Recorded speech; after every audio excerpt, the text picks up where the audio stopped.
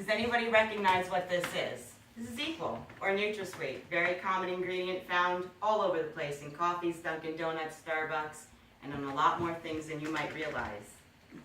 But 3 top quality studies have found that aspartame causes cancer in animals, and that was said by Michael Jacobson, the Director of Science in the Public Interest, April 24, 2015, USA Today. This can actually seriously affect our health, and it has had a very questionable road to FDA approval. Today I'm going to discuss with you the potential health problems, how it got approved, the other options that we have, and what opponents say about it being actually a very credible source of being an artificial sweetener. So what exactly is this?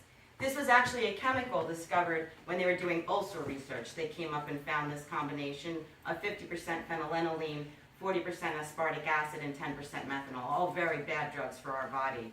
Phenylenediamine blocks neurotransmitters which release serotonin, and that interrupts our mood, our sleep cycles, and leads to a whole other host of problems. Aspartic acid is actually called lesions or holes in lab mice. And anytime they do an MRI, they actually find that the lab mice are dying because they have these lesions and these holes in their brain when they've done the research on this drug. But this is $1.1 billion in sales, and it is 50% of our artificial sweetener market.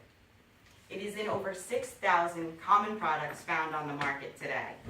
And it is the #1 complaint at the FDA. As a matter of fact, the FDA, 85% of all complaints made to the FDA had to do with aspartame. The #1 reason, seizures, and the #2, death. So, aspartame is a deadly neurotoxic drug masquerading as an additive. It interacts with all antidepressants, L-DOPA, Coumadin, hormones, insulin, our cardiac medication, and many others. It interacts with vaccines and can cause autoimmune disease. That was by Dr. Betty Martini, the founder of Mission Possible International, on her website, March 2015. That's actually a coalition of worldwide doctors that are trying to get this thing taken off the market. But how did it get to market? It's actually a really good question. FDA studies had said no. When they had researched this back in the 70s, every scientist and doctor that studied this on any type of lab mice had said this is absolutely never going to be used for human consumption.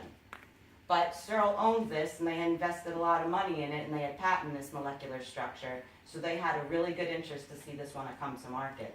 Matter of fact, it was their only patent at the time. But the FDA had said no, we can't use it as a sweetener. So Searle said, please, can we do another study? And they did. They got another independent study of a bunch of independent doctors that had no connection with Searle, and they said absolutely not. This drug is unsafe, and it is not fit for human consumption. But Searle came back and said, can you please do another study? And so the FDA did. They got another independent study together, and again unanimously said, absolutely not. According to the FDA themselves, Searle, when making their presentation to the FDA, had willfully misrepresented the facts, withheld some of the facts that they knew would possibly jeopardize the approval.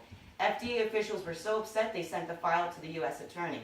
There was a 60 Minutes episode in July 2013 with this quote from former Senator Howard Mensenbaum. What's really interesting about that file is it never came to fruition because the U.S. Attorney General was offered a job by Searle. He took it, and this case mysteriously got lost. So, who was the CEO of Searle at that time? None other than Donald Rumsfeld.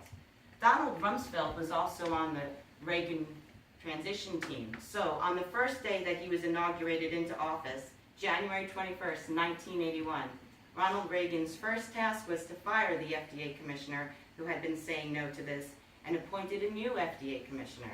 That was William Hayes III. He was also a very good friend of Donald Rumsfeld and went to college with him. This guy wanted to get this approved. So he asked for another study. And again, that study said no. He asked for another study. And again, that study unanimously said no. But this time, Hayes went to the Supreme Court and said, hey, can I get another person added to the panel and take another vote? Clarence Thomas and John Ashcroft said, yes, you can add another member to the FDA commission. And so it was, except this time when the vote came up, it was a tie. And guess who got to be the deciding tie vote splitter? That would be William Hayes. So that is how this thing came to market and got to be added into 6,000 of our foods today. But do we really even need this? Because there are so many other alternatives we have. Although some people say sugar is not great, It's actually very natural and healthy, consumed in moderate quantities. Also, stevia is another product that we can use. It's a natural plant that's grown for over 1,500 years in South America. And you know, we can also just drink water too. The research is not always conclusive. There have been many studies that have said this is actually very safe to have. Those studies, I say, can be the same studies that say it's not safe to have. So who do I trust? Do I trust the FDA to tell me that it's safe to use? I have to really question that journey to market. I have to really question the number of political factors that went into bringing this into my food. Maybe I can trust the studies, but I'm not sure anymore. So do I trust the government? I'm not sure. But I know that Thomas Jefferson in 1781 said, if people let the government decide what foods they eat and what medicines they take, their bodies will soon be in as sorry a state as the souls of those who live under tyranny. So I'm not sure, but I know that I'm not taking aspartame. I won't use it in any of my foods, and I make sure I look for it in any food that I'm about to consume. And I really hope that after you know all the facts of this too, you don't choose to use this. And even though the government does say it's okay for me to use, I'm just not so sure about that. Because mother, should I trust the government? Thank you.